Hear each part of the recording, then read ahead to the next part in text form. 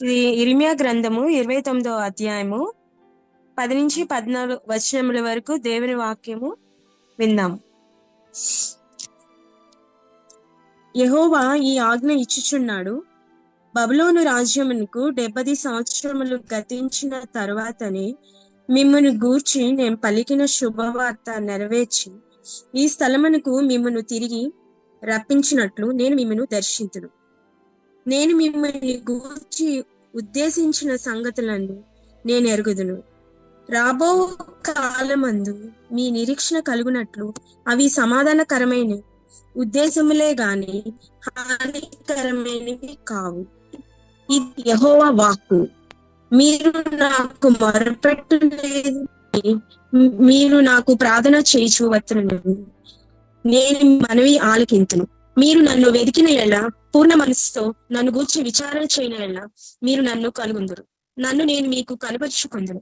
ఇది యెహోవా వాక్కు. నేను మిమ్మల్ని చెరలో నుండి రప్పించేదను. నేను మిమ్మల్ని చెరపెట్టి జనుల్లోనికి, ఏ స్థలములోనికి మిమ్మల్ని తోలివేసితినో ఆ జనులందరి నుండి, ఈ స్థలములన్నిటిలో నుండి మిమ్మల్ని సమకూర్చి రప్పించేదను. ఇది యెహోవా వాక్కు. ఎచ్చటి నుండి మిమ్మల్ని చెరకి పంపితునో అచ్చటికే మిమ్మల్ని మరలా రప్పింతును. దేవుడు ఈ వాక్యము దీవించును గాక. ఆమేన్. యా మరి ప్రభునందు ప్రియులారా, ఈ ప్రాముఖ్యమైన సమయంలో క్రీస్తు మనము సంఘము అనే సిరీస్లో భాగంగా మిమ్మల్ని అందరినీ మరలా కలుసుకోవడం మరి ఆనందాన్ని ఇస్తున్నటువంటి విషయము. ఆ విధంగా కృపను చూపిన దేవాదేవునికి నేను వందనాలు తెలియజేసుకుంటున్నాను. అలాగే నా జీవితంలో ఆధ్యాత్మిక దిశగా towards this gospel mission and అలాగే ఈ సిరీస్కి సంబంధించి ఎంతోమంది మరి ప్రత్యక్షంగా కానీ పరోక్షంగా కానీ వివిధ రూపేణ నాకు సహాయకరంగా, ప్రోత్సాహకరంగా, ఆదరణకరంగా, ఆశీర్వాదకరంగా మరి కొంతమంది ఇన్స్పిరేషన్ గాను, మోటివేషన్ గాను ఉన్నారు. మరి వారందరికీ కూడా నేను ప్రభు పేరిట కృతజ్ఞతలు తెలియజేసుకుంటున్నాను. అలాగే ఈ సిరీస్కి సంబంధించి ఎంతోమంది యొక్క కంట్రిబ్యూషన్, ఇందాక చెప్పినట్టు that contribution can be in any of the form. మరి దాన్ని ఆధారం చేసుకుంటూ, ప్రభు కృపను ఆధారం చేసుకుంటూ మరి మనము ముందుకు సాగే ప్రయత్నం చేస్తూ ఉన్నాము. మరి ఆ విధంగా తోడ్పడిన వారందరికీ ప్రభు పేరిట కృతజ్ఞతలు తెలుపుతూనే, వారిని ఆ రీతిగా ఎనేబుల్ చేసింది, నడిపించింది ప్రభువే కాబట్టి, నన్ను వారి వైపుకో లేదా వారిని నా వైపుకో గైడ్ చేస్తుంది, డ్రైవ్ చేస్తుంది ప్రభువే కాబట్టి నేను ప్రభునకు మరలా మరలా మరలా నా స్తుతి చెల్లించుకుంటాను. So my dear friends, welcome to the 5th session లేదా 5th episode in the series called క్రీస్తు మనము సంఘము. మరి దానిలో మొదటి టాపిక్ అయిన ద డివైన్ ప్లాన్ యాక్షన్స్ బ్లెస్సింగ్స్ని మనం చూస్తూ ఉన్నాము. మరి క్విక్ రీక్యాప్ ఇచ్చే ముందు నా తరపున రిక్వెస్ట్ ఏంటంటే, ఇందాక ముందన్న చెప్పినట్టుగా మరి ప్రభు కృప వల్ల మనం ఇది స్క్రీన్ రికార్డింగ్ చేసుకుంటున్నాము. సో ఆ వీడియోలన్నీ నేను నా యూట్యూబ్ ఛానల్ అయిన జేఆర్జే గాస్పెల్ సాంగ్స్ అనే దాంట్లో అప్లోడ్ చేయడం జరుగుతుంది. ఇదే శీర్షికన నేను అప్లోడ్ చేస్తున్నాను. మరి రాలేకపోయిన బిడ్డలకు మరి at any point of time ఎవరైనా ఎప్పుడైనా రిఫర్ చేసుకునే విధంగా లేదైతే ఇతరులకు షేర్ చేసుకునే విధంగా ఆ సదుద్దేశంతోనే ఇవి అప్లోడ్ చేయడం జరుగుతూ ఉంది. సో ఇందాక మున్న చెప్పినట్టు అనువైన సమయం చూసుకుని మీకు లింక్స్ షేర్ చేస్తారు. బట్ మీకు డైరెక్ట్గా రావాలంటే if you can subscribe it, అవి మీ ఫోన్లోకే డైరెక్ట్గా వచ్చేస్తాయండి. Yeah, so that's one request from my side. మరి క్విక్ రీక్యాప్ని కొంచెం ఫాస్ట్ ఫార్వర్డ్ మోడ్లో వెళ్తాను. మరి మనము ఈ ఎఫిషియన్స్ చాప్టర్కి రీచ్ అవ్వడానికి ముందు దానికి అవసరమైనటువంటి all relevant and required information gather చేసుకుంటూ, దాని బ్యాక్గ్రౌండ్ ఇన్ఫర్మేషన్ని చూసుకుంటూ, డాట్స్ కనెక్ట్ చేసుకుంటూ ముందుకు సాగుతున్నాం. మరి అందులో భాగంగా ఎఫెస్ పట్టణాన్ని గురించిన చారిత్రాత్మక ఆధారాలతో కూడిన విర్చువల్ టూర్ చూసాము. ఎఫెసి గ్రంథాన్ని గురించినటువంటి విషయాలను ఇటు స్క్రిప్చర్ సహాయంతోనూ అటు బైబిల్ మాన్యుస్క్రిప్ట్ సహాయంతోనూ పరిశీలన చేశాము. ఆ తర్వాత పౌలు యొక్క రచనా శైలిని పరిశీలన చేశాము. మరి పౌలు ఎఫెస్ సంఘానికి తను తాను ఏ విధంగా ప్రజెంట్ చేసుకుంటున్నాడంటే, దేవుని చిత్తం వలన క్రీస్తు యేసు అపోస్తలుడైన పౌలు అని పరిచయం చేసుకుంటున్నాడు లేదా ప్రజెంట్ చేసుకుంటున్నాడు. మరి అక్కడి నుంచి పౌలు జీవితంలోకి మనము వచ్చాము. అయితే మరి పౌలు తను బెన్యామీను గోత్ర యూదుడునని, హెబ్రియుడినని, రోమియుడినని మరియు పరిసైడునని చెప్పుకున్నాడు. సో ఆ పదాల తాలూకు బ్యాక్గ్రౌండ్ ఇన్ఫర్మేషన్ తెలుసుకుంటూ, డాట్స్ కనెక్ట్ చేసుకుంటూ మరి మనం ముందుకు వెళ్తా ఉన్నాం. మరి బెన్యామీను గోత్ర యూదుడు అనే బాక్స్ మనం ఓపెన్ చేసినప్పుడు మరి టైం లైన్ షిఫ్ట్ అయ్యి మరి ఓల్డ్ టెస్ట్మెంట్కి వెళ్ళింది. మరి అబ్రహాం యొక్క సంతానాన్ని ప్రభు కోవనెంట్ చేసుకున్న తర్వాత మనం హెబ్రీల్ అనే లేబుల్ కింద పిలుస్తున్నాం. మరి అతని తర్వాత అతని సంతానం అంతా కూడా ఏ విధంగా మరి ప్రామిస్డ్ ల్యాండ్లోకి వెళ్ళారు, మరి ఏ విధంగా ఇజ్రాయేలీలు అనే లేబుల్ కిందకు వచ్చారు మనం చూసాము. ఆ తర్వాత మరి రాజుల కాలం వచ్చింది. మరి సౌలు, దావీదు, సొలొమోన్ కాలం వరకు యునైటెడ్ కింగ్డమ్ ఆఫ్ ఇజ్రాయెల్గా ఉన్నారు. మరి సొలొమోన్ టైంలోనే మరి మొదటి ఆలయాన్ని కట్టడం మనం చూసాము. మరి ఆ తర్వాత ఇటు వీరి టైం పీరియడ్లోను, ఆ తర్వాత వచ్చిన సబ్సిక్వెంట్ కింగ్స్ పీరియడ్లోను, అటు వారి జీవితాల్లోను ఇటు ఇజ్రాయేలీల జీవితాల్లో ప్రవర్తనలో వచ్చిన మార్పు కారణంగా మరి వారి పతనానికి మరి నాంది పలికింది అది. మరి ఆ దిశగా మరి ప్రభు వారిని ప్రవక్తల ద్వారా ఎంత వారించినప్పటికీ వారు తప్పిపోయి ఇక చేజారిపోయిన బిడ్డల వల్ల ప్రవర్తించడంతో మరి ప్రభు నాకు కూడా తప్పలేదు అన్నట్టుగా మనం ఆ యొక్క స్క్రిప్చరల్ రిఫరెన్సెస్ చూసాము. మరి ఉత్తర రాజ్యం దక్షిణ రాజ్యంగా యునైటెడ్ కింగ్డమ్ ఆఫ్ ఇజ్రాయెల్ విడిపోయింది. మరి ఉత్తర రాజ్యాన్ని అసీరియా వారు లేదా సిరియన్లు చెరపట్టి కొనిపోయినప్పుడు మరి మిగిలిన కొంతవారు అసీరియన్లతో మరి రిలేషన్ కలిగి సమారిటన్స్గా మారటము, ది అదర్ రిమైనింగ్ పాపులేషన్ జోదాలో కలవటం మనం చూసాం. ఆ తర్వాత బబులోన్ అసీరియాన్ని గెలిచినప్పుడు మరి యూదా రాజ్యం చెరగొనిపోవడం మనం చూసాము. ఆ తర్వాత పర్షియన్లు మరి ఈ బబులోన్ని మరి అంటే యుద్ధంలో గెలిచినప్పుడు వీరంతా పర్షియన్ల యొక్క పాలన కిందకు రావడం మనం చూసాము. అయితే ప్రభు వారికి ప్రామిస్ చేశాడు వారిని విడుదల చేస్తానని. ఆ ప్రామిస్కి అనుగుణంగా తన డివైన్ ప్లాన్ని మరి నడిపించుకుంటూ అటు ఈవెంట్స్ని ఇటు మనుషుల్ని ఎనేబుల్ చేసుకుంటూ నడిపించుకుంటూ వెళ్ళిన తీరు మనం లాస్ట్ టైం ఎపిసోడ్ వరకు చూసాము. ఎప్పుడైతే వీరంతా తిరిగి తమ యూదాలో అంటే పర్షియన్ ప్రావిడెన్స్లోనే యూదాకి తిరిగి రావడంతోనే యూదులు అనే ఆ ఇదితో మనం ఆ బాక్స్ని మనం కంప్లీట్ చేసాం ప్రియులారా. మరి ఇదంతా కూడా ఒకటే టైం పీరియడ్లో జరగలేదు, డిఫరెంట్ టైం పీరియడ్స్లో మరి ఇదంతా జరుగుతూ వచ్చింది, అదంతా మనం చూసాం. అయితే ఇవాళ నేను ఆ kind of history history class లాగా నేను కొనసాగించబోవడం లేదు, కానీ మనకి ఇక్కడ ఒక అవసరమైన ఘట్టం ఏర్పడింది. అదేంటంటే ఏదైతే ప్రామిస్ని ప్రభు వారికి ఇచ్చారో దాన్ని ధ్యానం చేస్తూ దాని నుంచి ప్యారలల్గా మనకి ఏది రెలవెంటో అది మనం ధ్యానం చేసే ప్రయత్నం చేస్తాము. మరి కుదిరితే మొత్తం కంప్లీట్ చేసే ప్రయత్నం చేస్తా, లేదంటే ప్రశాంతంగా నెక్స్ట్ వీక్ వరకు అన్నా తీసుకుంది. ఎందుకంటే దీనికి అసోసియేట్ అయ్యి ఒక చక్కని యాక్టివిటీ ఉంది, దాంట్లో మరి మున్నాను మనల్ని నడిపిస్తారు కాబట్టి తొందర లేకుండా వీలైనంత వరకు నెమ్మదిగానే వెళ్ళమని ఆయన కూడా నన్ను ఆదేశించారు. సో ఆ విధంగా నేను ముందుకు తీసుకెళ్తూ ఉంటాను. రైట్, మనం ఆల్రెడీ స్క్రిప్చర్లో చూసాం ఇర్మియా 29 10-14 వచనాలు మనం చూసామండి. అయితే ఇటువంటి వాక్యాలు కానీ లేకపోతే ఇంకా కొన్ని బైబిల్లోని కొన్ని స్క్రిప్చర్స్ని లేదా మోస్ట్ ఆఫ్ ద టైమ్ స్క్రిప్చర్స్ని ఏం చేస్తూ ఉంటారంటే చాలామంది కాంటెక్స్ట్ని తీసివేసి మిస్కోట్ చేయడం, మిస్ఇంటర్ప్రిట్ చేయడం లేదా మిస్రిప్రజెంటేషన్ చేయడం జరుగుతూ ఉంటుంది. అంటే దాని తలాతోక తీసి పడేస్తారు. అంటే పైన కింద చదవరు, లేదంటే ఆ పూర్తి అధ్యాయం చదవకపోవడం, లేకపోతే దాని ముందు అధ్యాయం దాని తర్వాత అధ్యాయం చదవకపోవడం, వీలైతే అసలు ఆ గ్రంథంలో దాని కాంటెక్స్ట్ ఏంటి అర్థం చేసుకోకుండా మాట్లాడేయటం. ఇప్పుడు ఇదే ప్రామిస్ని ఏముంది, నాకు నీ గురించి ఉన్నటువంటి తలంపులు నీకు కీడు చేయడానికి కాదు, సమాధానకరమైన ఉద్దేశంలో అనేది తీసుకుని అంతవరకే మరి మాట్లాడుతూ ఉంటారు. అయితే ప్రభునకు మన పక్షంగా సమాధానకరమైన ఉద్దేశములు లేవని కావు దాని ఉద్దేశం, కానీ ఏంటంటే కాంటెక్స్ట్ని అర్థం చేసుకుని చదవాల్సిన ఆవశ్యకత ఉన్నది మరి నా యొక్క పాయింట్. మరి దాని కాంటెక్స్ట్ ఏంటి, దాని ఇదిని మనం ఇలా కొన్ని పాయింట్స్ ఉన్నాయి, అవన్నీ టచ్ బేస్ చేసుకుంటూ వెళ్దాం. మరి ముందుగా కాంటెక్స్ట్ అన్నాను కదా, ఆ కాంటెక్స్ట్ని చూద్దాము. రండి నాతో పాటు మీరు చూడండి. నేను చదువుతాను, కొన్ని మీతో చదివిస్తాను. ఫర్ ఎగ్జాంపుల్ నేను ఇదే 29వ అధ్యాయం ఇర్మియా 29వ అధ్యాయము 4వ వచనం చూద్దాం ఒకసారి. ఇజ్రాయేలు దేవుడును ఇర్మియా 29 4వ వచనం నుంచండి. ఇజ్రాయేలు దేవుడును సైన్యములకు అధిపతియునగు యెహోవా. ఎవరండి? ఇజ్రాయేలు దేవుడును సైన్యములకు అధిపతియునగు యెహోవా మరి ఎవరికి ఇస్తున్నాడు? తన ప్రేరేపణ చేత బబులోనుకు చెర తీసుకొని పోబడిన వారందరికీ ఈలాగు ఆజ్ఞ ఇచ్చుచున్నాడు. So the context is the Lord, ఇంకా చెప్పాలంటే the Lord of Israelites is actually speaking to Israelites. ఆయన ప్రజలతో ఆయన మాట్లాడుతున్నాడు. మరి ఇది అక్కడ కాంటెక్స్ట్. మరి ఎవరు మాట్లాడుతున్నారు అక్కడ? ఆయన చాలా బలంగా ఎంఫసైజ్ చేస్తున్నాడు వారికి, ఆ జనాంగానికి. వాళ్ళు మర్చిపోయే అవకాశం ప్రతిసారి దొరుకుతుంది కాబట్టి, ఒరే నేను మీ దేవుణ్ణి, మీ సైన్యాలకు అధిపతి నగిన యెహోవాని నేను అని చెప్పి ఆయన పదే పదే తనకు వారి పట్ల ఉన్నటువంటి ఆ బాండింగ్ని, ఆ అథారిటీని, అలాగే సమస్తమైన మరి థింగ్స్ అన్నిటిపైన ఆయనకున్న కంట్రోల్ని, ఆయన సార్వభౌమాధికారాన్ని మరి ఆయన అక్కడ మరి ఎంఫసైజ్ చేస్తున్నట్టుగా చూస్తున్నాడు. రండి ఇంకోటి చూపిస్తాను మీకు. ఇందులోనే 8వ వచనం చూస్తే ఇక్కడేముంది? ఇజ్రాయేలు దేవుడును సైన్యములకు అధిపతియునగు యెహోవా అని ఉన్నది. మరలా అలాగే 9వ వచనంలో ఇదే యెహోవా వాక్కు. మరి 10లో చూస్తే యెహోవా ఈ ఆజ్ఞ ఇచ్చుచున్నాడు. మరి 11లో ఇదే యెహోవా వాక్కు. మరి 14లో ఇదే యెహోవా వాక్కు. ఇట్లా ఈ అధ్యాయం అనే కాదు, ఇర్మియాలో మనం చదివితే ఇట్లానే lord the way he speaking is like that only. So ఎవరు మాట్లాడుతున్నారంటే ఇజ్రాయేలీల దేవుడు లేదా మన ప్రభు మాట్లాడుతున్నాడు, అథారిటీతో మాట్లాడుతున్నాడు.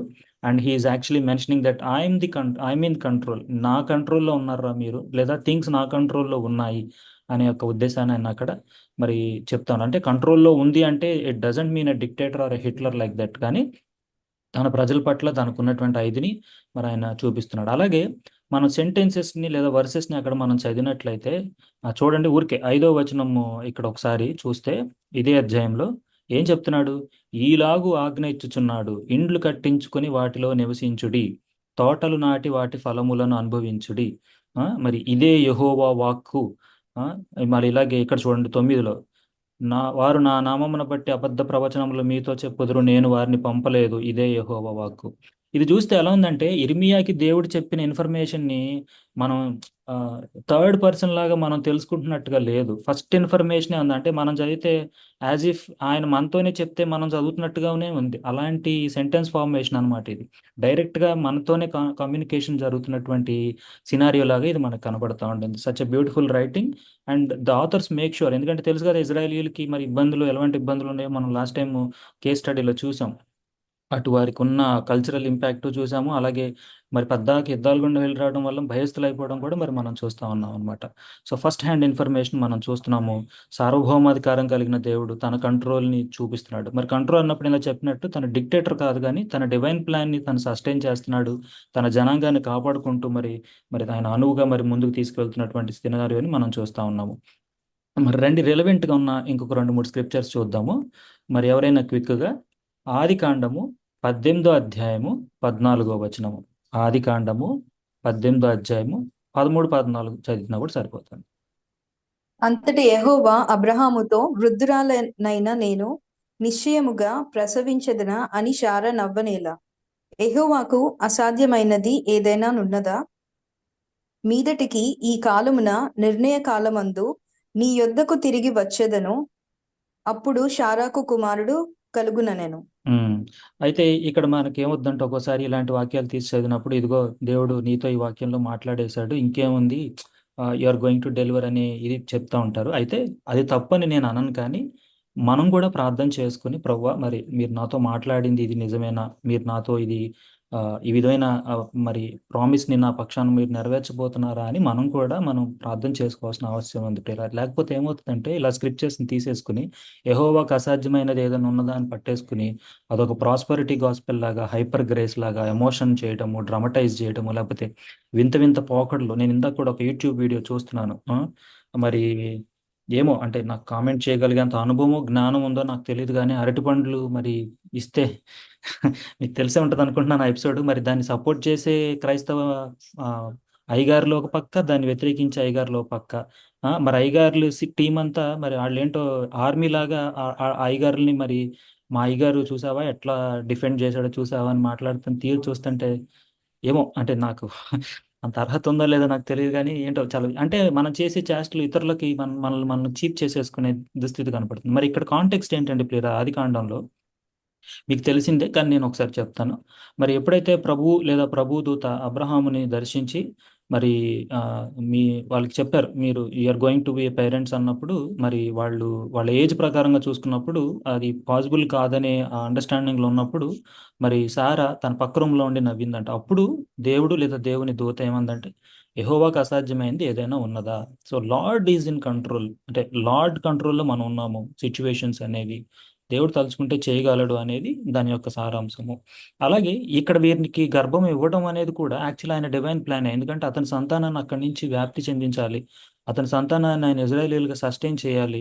ఆ కోవెనెంట్ చివరికి యాక్చువల్ ఎఫిషియన్స్కి వచ్చినప్పుడు చెప్దాం అనుకున్నా, కానీ యేసుక్రీస్తు వచ్చినంత వరకు వాళ్ళను ఆయన సస్టైన్ చేయాలి. అదే ప్లాన్ ఏ. ప్లాన్ ఏ అనే కంటే కూడా పార్ట్ ఏ. మనం మరి పౌలు యేసుక్రీస్తు తర్వాత అవంతా కూడా పార్ట్ బి ఉంటుంది, అది మనం చూడబోతా ఉన్నాం. సో ఇదొక కాంటెక్స్ట్ అనమాట. ఇంకొకటి చూద్దాము. యోబు గ్రంథము 42వ అధ్యాయము మొదటి 2 వచనములు. అప్పుడు యోబు యెహోవాతో ఇలాగు ప్రత్యుత్తరమిచ్చెను, నీవు సమస్త క్రియలను చేయగలవనియు, నీవు ఉద్దేశించినది ఏదియో నిష్ఫలము కానేరగను నేను ఎప్పుడు తెలుసుకుంటాను. మరి మనకు కాంటెక్స్ట్ తెలుసు. అప్పటి వరకు యోబు మరి దేవునితో మరి ఆ యొక్క డిస్కషన్ అంతా జరిగినప్పుడు మరి లార్డ్ ఆయనతో మరి ఆ డిస్కషన్ చెప్తాడు, నువ్వు ఎక్కడున్నావు when I was creating, when I was handling things, మరి నువ్వు ఎక్కడున్నావు అని అదంతా డిస్కషన్ అయిన తర్వాత మరి యోబుకి రియలైజేషన్ వచ్చినప్పుడు ఏమన్నాడంటే, సమస్త క్రియలను నువ్వు చేయగలవు దేవా, నువ్వు చేసేది ఏది నిష్ఫలం కాదు. దీనికి మరి లిటిల్ ఏమంటారు, దగ్గరగా ఉంది. ఇందాక మనం చూసిన ఇర్మియాకు మీ పట్ల నాకున్న తలంపులు అవన్నీ మరి హానికరమైనవి కావు అనేది విధంగా మనం చూడవచ్చు. అలాగే మార్కు రాసిన సువార్త, ఇఫ్ ఐఎమ్ నాట్ రాంగ్ 10 అనుకుంటా, 10:27 అంటే 10:27 అండి. 10వ అధ్యాయం 27వ వచనం. సో వారిని చూచి ఇది మనుషులకు గట్టిగా అసాధ్యం, మాట్లాడాలి, గట్టిగా చదవాలి, వినపడట్లేదు. యేసు వారిని చూచి ఇది మనుషులకు అసాధ్యమే గాని దేవునికి అసాధ్యము కాదు, దేవునికి సమస్తమును సాధ్యమే అనెను. ఇలాంటి వాక్యాలు కూడా తీసి మనకు పెడుతూ ఉంటారు. మనం even if you visit some Bible stores లేకపోతే ఏదైనా చర్చెస్కి వెళ్ళినప్పుడు బయట వాళ్ళు అమ్ముతూ ఉంటారు, చూస్తుంటాం కదా. మన డెస్క్ పైన పెట్టుకోవడానికి, వాల్ పైన పెట్టుకోవడానికి ఇట్లాంటివన్నీ ఇస్తుంటారు, ప్రామిస్ కార్డులు ఇస్తుంటారు. It is not wrong practice to pray on these promises. కానీ దీని కాంటెక్స్ట్ కూడా తెలుసుకుని మనం ప్రార్థన చేస్తే ఇంకా బాగుంటుంది. ఇక్కడ కాంటెక్స్ట్ ఏంటి? ఆ పైన వచనాలు చదివితే ఒక ధనవంతుడు వచ్చి మరి నేను దేవుని రాజ్యంలో ప్రవేశించాలి, నాకేంటి చెప్పు అంటే, నువ్వు ఆస్తిని అమ్మేసే అంటాడు. అంటే అతను ముఖం చిన్నబుచ్చుకుని వెళ్ళిపోతాడు. ఇక్కడ మీకు స్క్రీన్ మీద కనపడితే మీరు చూడొచ్చు. అతడు మిగులు ఆస్తివాడు కనుక ఆ మాటకు దుఃఖము చిన్నబుచ్చుకుని దుఃఖపడుచు వెళ్ళిపోయినాడు. అప్పుడు దేవుడు ఏమంటున్నాడంటే, సూది బెజ్జంలో ఒంటైనా దూరుతాయేమో కానీ ఇటువంటి ధనవంతులు పరలోక రాజ్యం చేరరు అంటే, ప్రభు ఇలాంటి పెడితే మీరు వీళ్ళు ఎలా రక్షణ పొందుతారు అని అడిగారు అనమాట.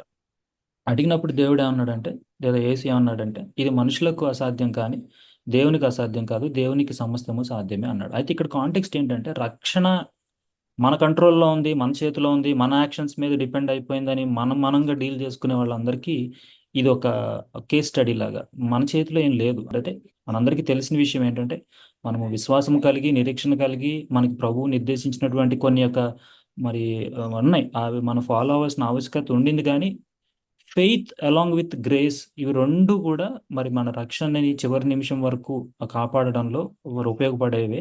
At the end it's God's call and it's God's will. అంతేగాని నేను ఉపవాసం ఉన్నాను, లేకపోతే నేను ప్రార్థన చేసేసాను ఏదో అంటే అంటే అది తప్పని నేను అంటలే. మళ్ళీ again we need to understand the intentions ఇక్కడ.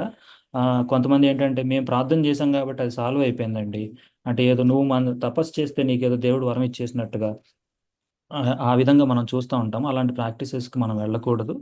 మనం ప్రార్థన చేసినా సరే ఆయన ఇది అయితేనే అవుతుంది. అంటే అది ఆయన చిత్తం అయితేనే మనకు అనుగ్రహింపబడుతుంది అనేది మనం అర్థం చేసుకోవాలి.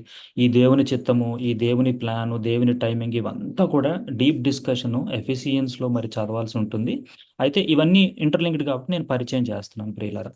మరి మరి మరి గాడ్ ఈజ్ ఇన్ కంట్రోల్ అనేది మనం చూసాం. మరి అలాగే దీనికి రెలవెంట్గానే వీళ్ళకి ఇంకొక వార్నింగ్ ఇస్తున్నాడు. రండి చూద్దాం. ఇర్మియా 29లోనే 8-9 వచనం ఇక్కడ నేను చదివి వినిపిస్తాను. ఇక్కడ ఏముందండి?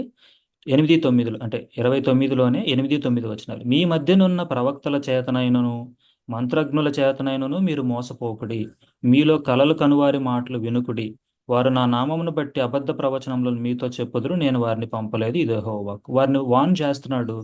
పిల్లరా ప్యారలల్గా డ్రా చేసి చూడండి. ఇప్పుడు పీరియడ్కి ఇది రెలవెంట్ కాదా? ఇప్పుడు ఇలాంటి వాళ్ళు అసలు లేరా? మనలో ఉన్నారు. మనం కూడా అర్థం చేసుకోవాలి, మనం ఎలాంటి వారితో ఇంటరాక్ట్ అవుతున్నాం, లేకపోతే మనం ఎటువంటి సహవాసంలో ఉన్నాం అనేది కూడా చెక్ చేసుకోవాలి. కాబట్టి కొంచెం జాగరూకత ఉండవలసినటువంటి అవసరం ఉంది. ప్రభు చూడండి, వాళ్ళని చక్కగా అరే బాబు ఇలా ఉండండి అని గైడ్ చేస్తున్నాడు. ఇలా ఇంకా కొన్ని విషయాలు ఉన్నాయి, అవి కూడా మనం చూద్దాం. మొన్న ఒకవేళ ఎక్కడన్నా ఆఫ్ చేయాల్సి వస్తే మీరు నాకు అక్కడ స్టాప్ మార్క్ పెట్టండి, బికాస్ నేను ఇవాళ నా స్టాప్ వాచ్ ఆన్ చేసుకోలేదు. Right yeah. అలాగే మరి ప్లాన్ అండ్ ఈవెంట్స్ గురించి కూడా ఆయన అక్కడ మాట్లాడుతున్నాడు. మరి ప్లాన్లో భాగంగా ఏంటి అంటే, ఇందాక చెప్పినట్టు ఆయన డివైన్ ప్లాన్ కంటిన్యూ చేయడానికి మరి అబ్రహాంని పట్టుకున్నాడు. మరి అబ్రహాంతో కోవెనెంట్ ఏర్పరచుకున్నాడు. ఆ తర్వాత మొజాయిక్ కోవెనెంట్ ఉంది, డేవిడిక్ కోవెనెంట్ ఉంది. అయితే నేను కోవెనెంట్ అటాన్మెంట్ టాపిక్ని సపరేట్గా తీసుకున్నప్పుడు ఇవన్నీ కవర్ అవుతాయి కాబట్టి నేను డీటెయిల్స్కి వెళ్ళట్లేదు. ఇంట్రెస్ట్ ఉన్నవారు మరి స్క్రీన్ మీద కనిపిస్తున్నటువంటి ఇక రెఫరెన్సెస్ని మీరు నోట్ చేసుకోండి దయతో. ఓకే. మరి అబ్రహాంని పట్టుకున్నాడు. అబ్రహాం తర్వాత అతని జనాంగాన్ని కంటిన్యూ చేయడానికి ఏం చేస్తున్నాడు? డిఫరెంట్ పీపుల్ని, డిఫరెంట్ ఈవెంట్స్ని ఎనేబుల్ చేసి ఆయన నడిపిస్తున్నాడు. నేను అందుకే సెషన్ స్టార్ట్ చేసే ముందు నేను వాడే మాటల్లో ఆ విధంగా వారిని ఎనేబుల్ చేసింది, నడిపించింది ప్రభువే కాబట్టి అని మాట్లాడతాను. ఎందుకంటే ఆ టైం సరిపోక ఒక్కోసారి అబ్రప్ట్గా ఆపేస్తుంటాం, కానీ యాక్చువల్లీ ఫుల్ ప్లెడ్జ్డ్ సెషన్గా కూర్చుంటే మాత్రం ఈ డాట్స్ అన్ని చక్కగా కనెక్ట్ అవుతాయి అనమాట. లాస్ట్ టైం చెప్పినట్టు పే ఆఫ్ అనమాట. మరి మోజెస్ని పెట్టాడు, జాషువాని పెట్టాడు, మరి వారికి జడ్జెస్ని ఇచ్చాడు. మరి అరే బాబు మీరు తప్పిపోతున్నారా, మీరు మనసు మార్చుకుని రండిరా బాబు అని మన వాళ్ళకి చెప్పడానికి ప్రాఫిట్స్ని పెడుతున్నాడు.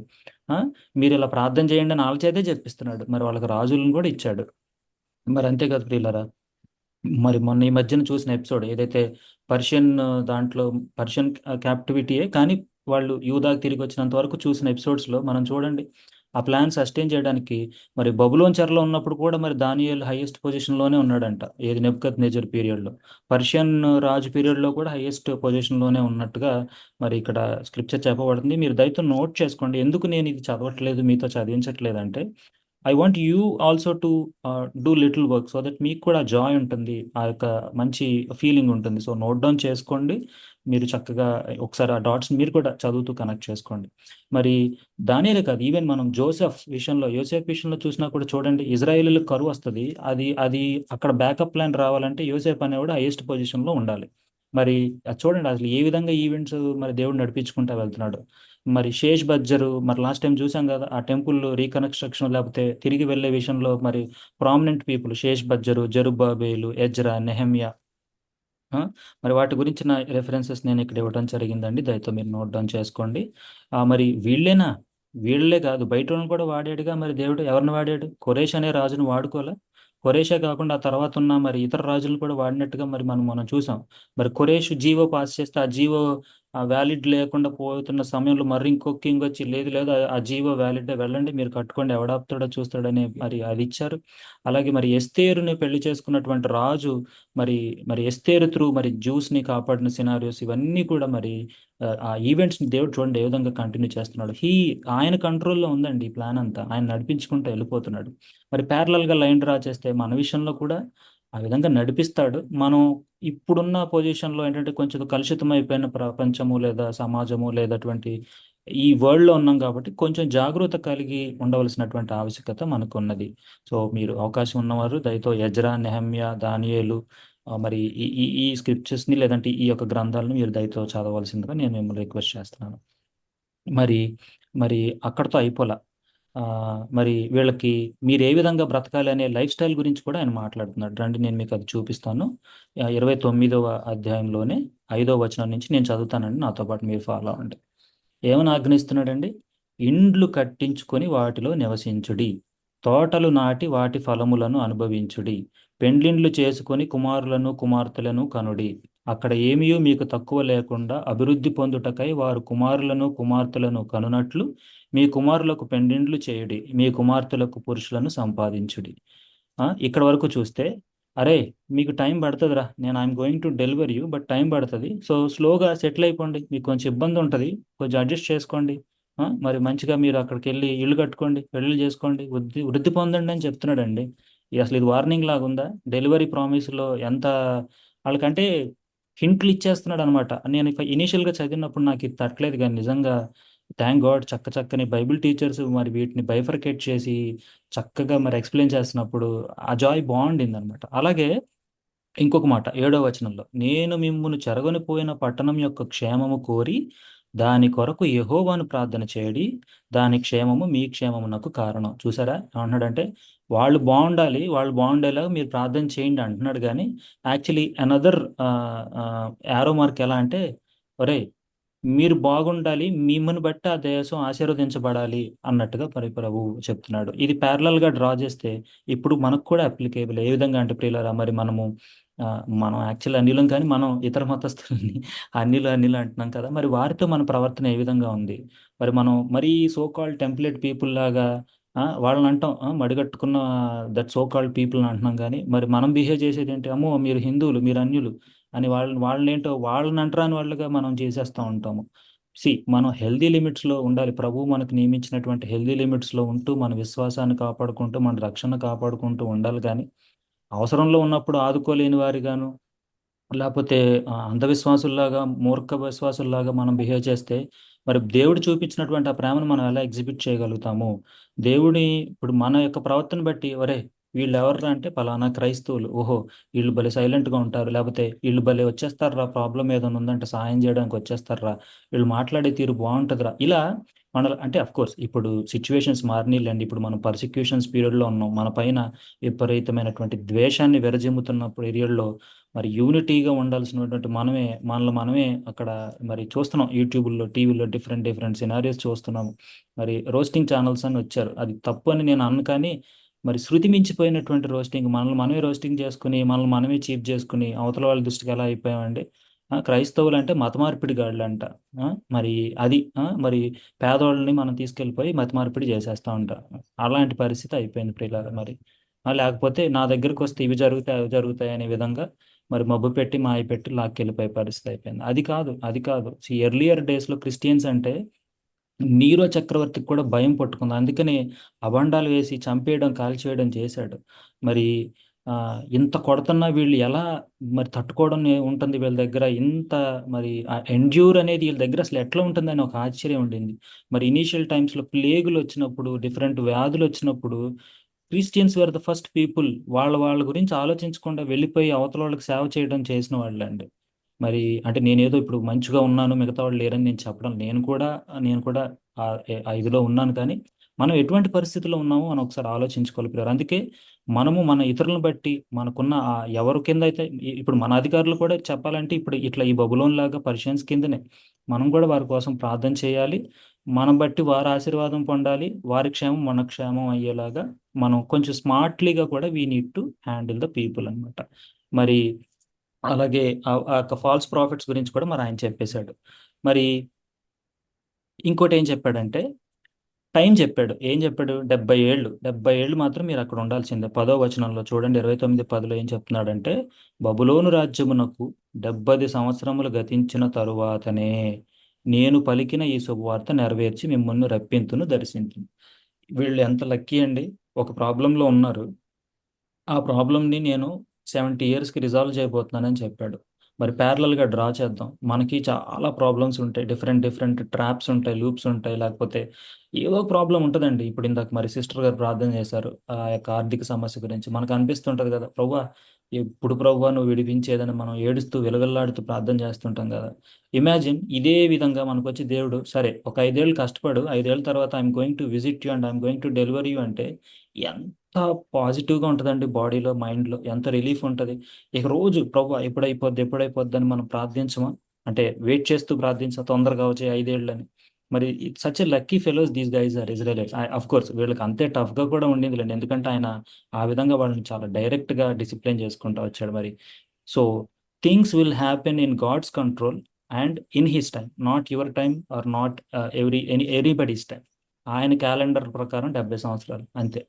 ఇది చెప్పడానికి నేను ఏదో పెద్ద విశ్వాసులాగా ఏదో అట్లా అనేసాను కానీ ఇది కొంచెం మన విశ్వాసానికి పరీక్ష. ఇది ఓర్పు కలగా ఉండవలసినటువంటి సినారియో అనమాట. అలాగే హీ విల్ డిసిప్లైన్ అస్ అన్నప్పుడు not in a bad way. But ఇక్కడ మనం అందుకే ప్రభువుని గురించి ఎప్పుడు చెప్పినా మనకి ఏం చెప్తారంటే you have to look him as your father or as your mother or as a someone who will take care of you. ఎవరైతే నిన్ను టేక్ కేర్ చేస్తారో ఆ ప్లేస్లో ప్రభువుని పెట్టుకొని చూడాలి అని అది చెప్తూ ఉంటారు. మరి 2 రిఫరెన్స్ ఒకటి చెప్తాను, ఎవరైనా చదవండి. ప్రోవర్బ్స్ అంటే సామెతలు 3వ అధ్యాయం 6వ వచనం అండి. సామెతలు 3వ అధ్యాయము 6వ వచనం. నీ ప్రవర్తన అంతటి యందు ఆయన అధికారమునకు ఒప్పుకొనుము, అప్పుడు ఆయన నీ త్రోవలను సరళము చేయును. అలాగే 11, 12 కూడా చదవండి. నా కుమారుడా, యెహోవా శిక్షను తృణీకరింపవద్దు, ఆయన గద్దింపునకు విసుకవద్దు. తండ్రి తనకు ఇష్టడైన కుమారుని గద్దించు రీతిగా యెహోవా తాను ప్రేమించు వారిని గద్దించును. ఇది సో ఇక్కడ సినారియో ఇది. సో నాకు అసలు ప్రాబ్లమ్సే లేవండి అని అన్నాడంటే ఇది నాకు బాగా ఇష్టం అనమాట. ఎడ్వర్డ్ గారు భలే చెప్తారు, ఆయన స్టైల్ బాగుంటుంది. అసలు నాకు ప్రాబ్లమ్సే లేవన్నా అంటే అయిపోయింది నీ చాప్టర్ క్లోజ్, నువ్వు ఏడో తప్పిపోయినట్టు లెక్క అని చెప్తాడు ఆయన. So similar way, so if you are having issues, so some way your vehicle is going in right direction అనే విధంగా ఆయన మాట్లాడతారు. అయితే వచ్చిన ప్రతి ప్రాబ్లము దేవుడే ఇచ్చాడని కూడా మళ్ళీ డ్రా చేయకూడదండి. అదొక మన ఏమంటారు కైండ్స్ ఆఫ్ హెడ్సప్, లేదంటే జాగ్రత్త మనం అక్కడ తీసుకోవాలి.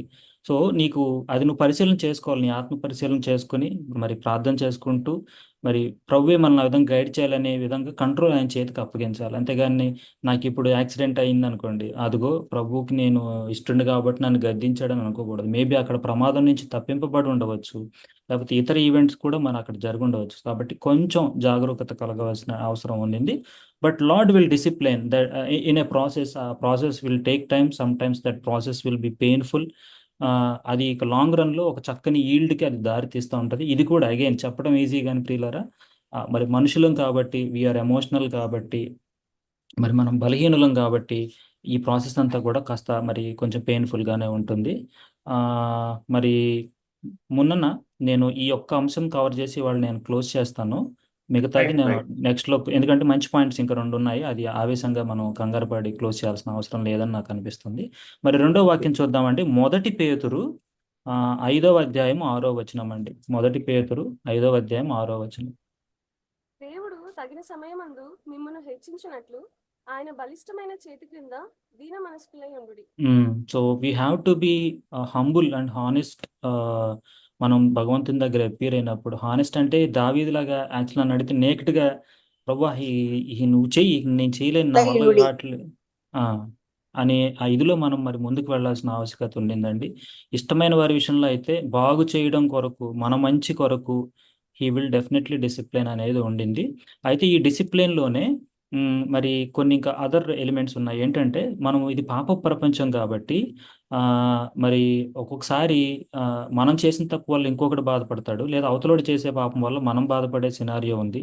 ఇది కరప్ట్ అయిపోయిన వరల్డ్, కలుషితం అయిపోయినటువంటి వరల్డ్లో మరి కొన్ని థింగ్స్ జరుగుతూనే ఉంటాయి. దానికి మనం దేవుడు అనుమతిస్తేనే జరుగుతాయి. కానీ ఇది దేవుడే ఇది చేశాడు అనుకుంటా, నేను ఏదో పాపం చేశాను అనుకుంటా అని కూడా చూడాల్సిన అవసరం లేదు.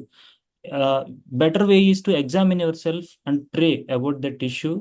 ప్రభు ఒకవేళ ఇది ఏమైనా ఉండుంటే నువ్వు నన్ను కరెక్ట్ చేయమని అడగటమే. ఇప్పుడు పుట్టుగుడ్డు వాని విషయంలో కూడా వాళ్ళు వచ్చి శిష్యులు వచ్చి ప్రభు మరి వీడు పాపం చేశాడా, వీడు తల్లిదండ్రులు పాపం చేశారా అంటే ప్రభు ఏమన్నాడండి, దేవుని నామానికి మహిమ కలుగు నిమిత్తం ఇది జరిగిందని అంటారు. ఇది యాక్చువల్లీ గాడ్స్ విల్ అనే టాపిక్ ఎఫిషియన్స్ ఫస్ట్ 3 చాప్టర్స్లోకి వెళ్ళినప్పుడు వస్తుంది. అక్కడ ఇదంతా కేస్ స్టడీ కింద నేను మీకు చూపిస్తాను. కానీ సో మనకి ప్రతిసారి పాపం చేసాం కాబట్టి దేవుడు గద్దించాడని, లేకపోతే గద్దింపబడుతున్నాం కాబట్టి నేను అట్లా కూడా కాదు. You need to be in a little balanced way. And అది అర్థం చేసుకోవడానికి మనం ప్రార్థన చేయాల్సిన ఆవశ్యకత ఉండింది. సో ఆ ప్రార్థన యొక్క ఇంపార్టెన్స్ ఏంటి, అలాగే ప్రభు యొక్క గ్రేస్ ఎలా ఉంటుంది, మరి ఎగ్జైల్. ఎందుకంటే మరి ఇక్కడ ఈ యొక్క ప్రామిస్లో ఏం చెప్పాడంటే ఆయన, నేను మిమ్మును ఎచ్చట నుండి చెరకు పంపించుతునో అచ్చట నుండి మిరలా రప్పించదును అని చెప్తున్నాడు. మరి ఆ చెర అంటే ఏంటి, దాని నుంచి ఏ విధంగా మనం మరి అంటే వాళ్ళని ఎలా విడిపించాడు, మనకి ఏ విధమైన రెలవెన్స్గా మరి దేవుడు మనకు సహాయం చేస్తున్నాడు అనేది మనం చూద్దాము. మరి ముగించే ముందు నా చిన్న రిక్వెస్ట్ ఏంటంటే, దయచేసి నన్ను తిట్టుకోబాగండి, కంటిన్యూస్గా తీసుకుంటున్నానని. ఏంటంటే మొన్న కూడా చెప్పింది ఇదే, కంటిన్యూటీ ఉంచుతూ అట్లీస్ట్ ఒక పోర్షన్ వరకు కంప్లీట్ చేస్తే బ్రేక్ లేకుండా ఉంటుందనే ఒక ఉద్దేశమే తప్ప, ఎందుకంటే ఆశ కలిగిన బిడ్డలు మరి వస్తూ ఉంటారు చెప్పాలని, వారికి నేను ఆటంకంగా లేను, ఉండకూడదు అనేది నా యొక్క ఆలోచన. అలాగే ఆదరణ కోరుకుని వస్తున్నప్పుడు ఒక్కొక్కసారి వాక్య భాగం ఎక్కువైపోయి ప్రార్థన చేసుకోలేదనే ఒక చిన్న అసంతృప్తితో కూడా వెళ్ళిపోతూ ఉంటాం. అందుకని నెక్స్ట్ సెషన్లో మున్నన్న will be leading us in activity. అది నేను ఇప్పుడు రివీల్ చేయను, కానీ వీళ్ళు చూద్దాం. కాబట్టి దయచేసి ఇవాళ వచ్చిన వాళ్ళు నెక్స్ట్ సెషన్కి ఖచ్చితంగా రావడానికి మీరు ప్రయత్నం చేయండి. మరి ఆ యొక్క ఆదరణకు సంబంధించినటువంటి యాక్టివిటీని మనం అక్కడ చూద్దాము. With that I'm concluding today's session. మీకు మనందరికీ ప్రభు కృప తోడుగా ఉండాలని, మన యొక్క ఆరాధన కానీ, మన యొక్క మాటలు కానీ, మన యొక్క కన్నీరు కానీ ప్రభు దృష్టికి అంగీకారములుగా ఉండాలని మనం ప్రార్థించుకుంటూ మరి ఈ సెషన్ నేను ముగిస్తున్నాను ప్రియులారా. Thank you so much.